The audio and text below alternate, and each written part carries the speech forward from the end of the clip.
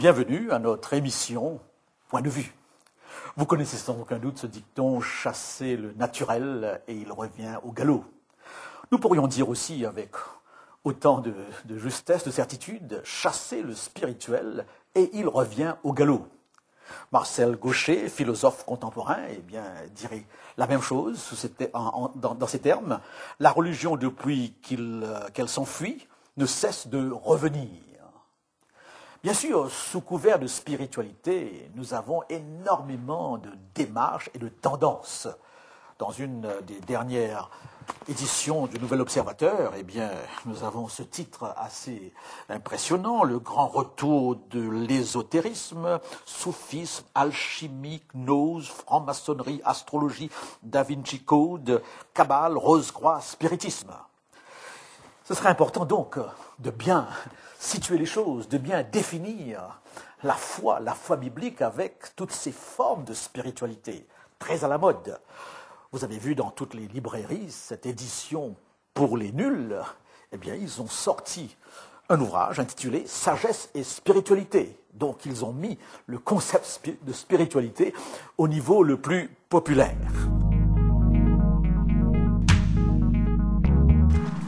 En quoi consiste la spiritualité contemporaine ?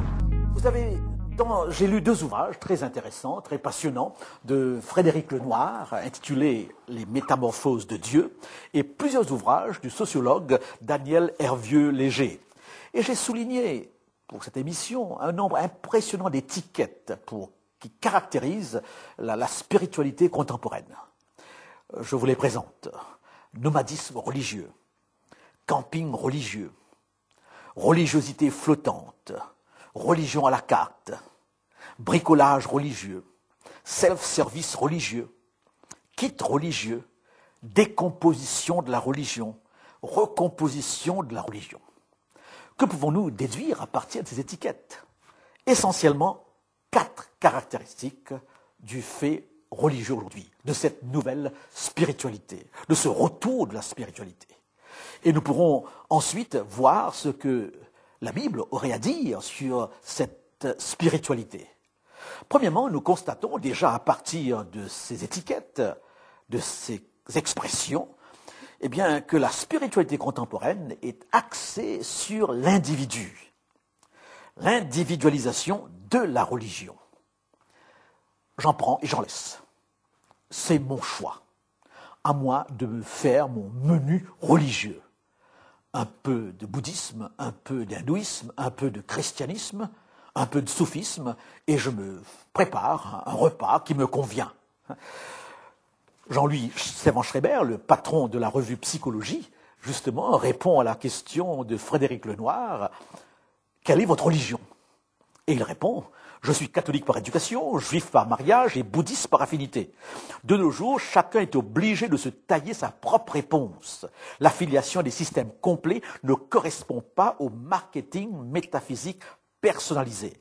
D'ailleurs, la quête religieuse la plus intéressante, c'est de se faire son kit, c'est-à-dire de sentir ce qui correspond à vos propres harmonies, mais pas de manière globale et une fois pour toutes, en disant « j'adhère à cela et je me débarrasse de cette question ». Voilà donc une caractéristique qui ressort de ce texte, du patron de la revue Psychologie. À chacun sa religion. Deuxième caractéristique, il y a dans cette nouvelle spiritualité un refus de se soumettre à une logique d'obéissance. Depuis plusieurs années, disons mai 68, pour donner une date, l'autorité de l'école, l'autorité de la famille, l'autorité de l'Église, l'autorité de l'État, sont remises en cause. On ne veut pas du tout adhérer à un système où il y aurait quelqu'un ou un groupe de personnes vous disant exactement ce que vous devez faire. L'obéissance n'est pas du tout dans l'optique de cette nouvelle spiritualité. Je vous rappelle qu'une foi globale comprend 5 éléments. La croyance, elle est basée donc sur une croyance.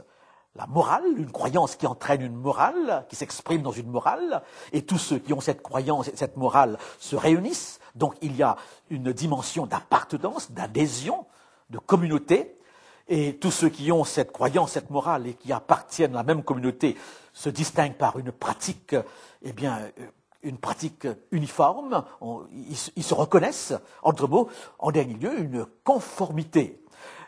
Dans la spiritualité contemporaine, il y a une dislocation entre tous ces éléments. On croit sans morale, on appartient sans pratiquer, on se conforme sans appartenir. Et c'est un petit peu un univers tout à fait chaotique. L'exemple le plus frappant serait ces sondages qui nous révèlent que plus de 80% des gens croient en Dieu, mais ne pratiquent pas. Oui, je crois en Dieu, mais je ne suis pas pratiquant. C'est un petit peu dire que j'aime ma femme, mais la voir ne m'intéresse pas. Il y a une incohérence ici. Le troisième élément de cette spiritualité contemporaine est le relativisme. On croit sans certitude.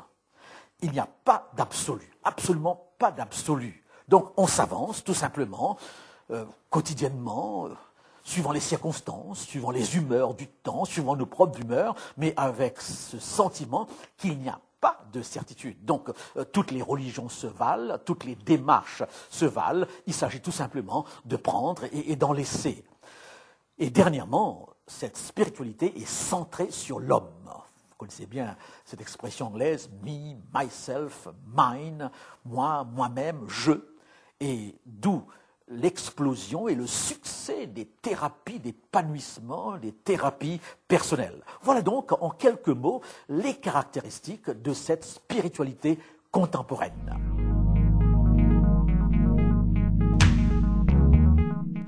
Nous assistons aujourd'hui à de grandes manifestations. Est-ce de la foi? En effet, nous avons assisté dernièrement à l'enterrement de Jean-Paul II.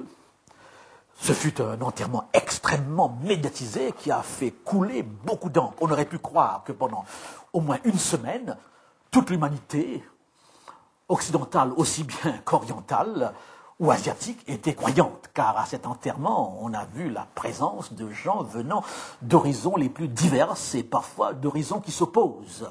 Ces grandes manifestations sont-elles l'expression d'une foi authentique?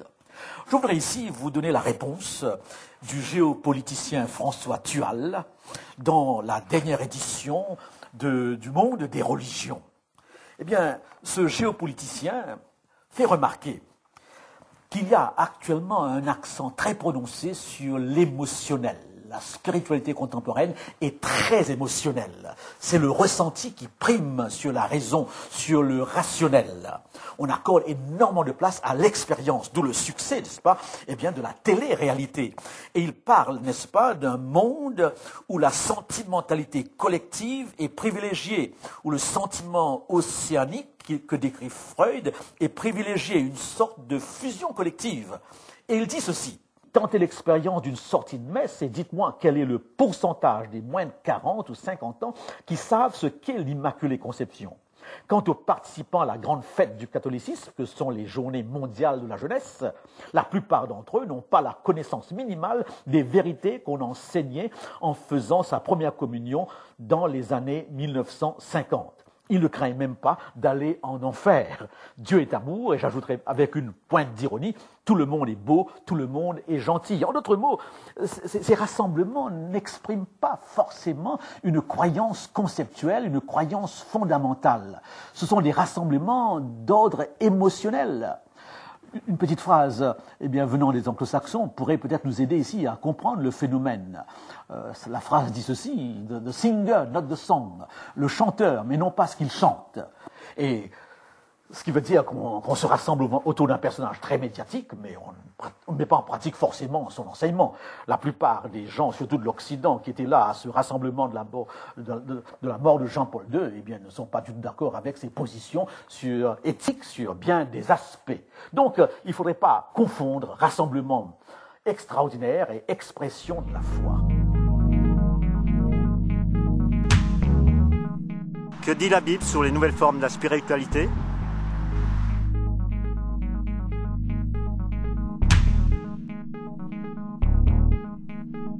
L'apôtre Paul, dans son épître à Timothée, nous dit ceci.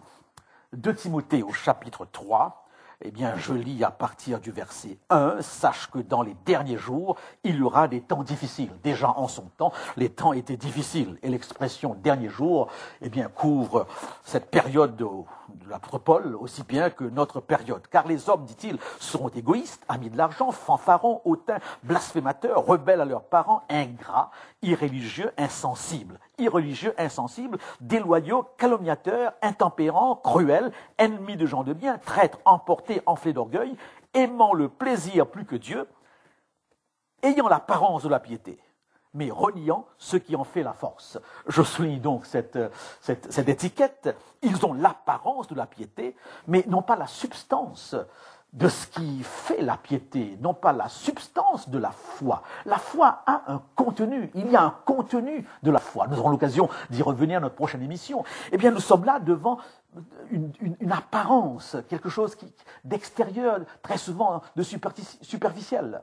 Nous sommes en effet dans la civilisation du show, la civilisation de l'imitation, la civilisation de l'expression extérieure. Nous sommes dans la civilisation du substitut, du café décaféiné, du thé déthéiné, eh bien, du vin désalcoolisé. Pourquoi pas un christianisme sans Christ? Pourquoi pas une religion sans Dieu? Et d'ailleurs, il semble qu'en France, le bouddhisme a beaucoup d'intérêt parce que justement, on peut retenir les éléments de la religion, son rituel, sa discipline, et jeter Dieu. Nous sommes dans la civilisation de l'imitation. C'est toute une guerre économique qui a lieu par rapport à certains pays qui, justement, produisent des faux massivement. Et cela pourrait, justement, produire un déséquilibre dans l'économie. Eh bien, pourquoi pas aussi dans le domaine religieux, un substitut, des faux, et parfois un faux qui ressemble beaucoup plus au vrai que le vrai lui-même. L'apôtre Paul dit l'apparence de la piété. C'est dans ce sens que cet apôtre va nous inviter constamment à nous examiner. Examinez-vous vous-même, dit-il, pour savoir si vous êtes dans la foi. Si votre foi est bien la vraie foi. Car, et là je parle surtout de foi chrétienne, il est donc nécessaire, sans renier la dimension du ressenti, la dimension de l'expérience, la dimension des émotions, qui forment partie intégrante de la personnalité. Il est donc nécessaire de chercher et de savoir sur quoi se base la foi. Quel est le contenu de la foi? C'est ce que nous verrons dans notre prochaine émission. Et je voudrais juste terminer en vous rappelant cette définition que Paul nous donne de la foi dans l'Épître aux Hébreux au chapitre 11 et le verset 1, où il dit que la foi est une démonstration. La foi est une démonstration. La foi se vérifie dans un comportement concret. La foi repose sur certaines certitudes. Eh bien, nous verrons quelles sont ces certitudes dans notre prochaine émission. Sur ce, je vous dis au revoir et à bientôt.